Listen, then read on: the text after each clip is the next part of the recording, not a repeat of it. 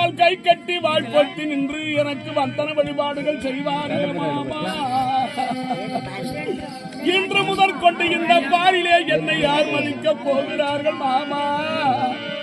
அரசன் வருகிறான் என்றால் அலறி துடித்து ஓடுபவர் அனைத்தும் அலட்சியமாக என்னை பார்ப்பார்களே மாமா.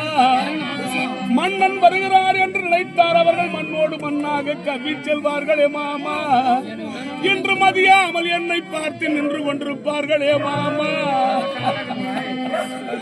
மாமா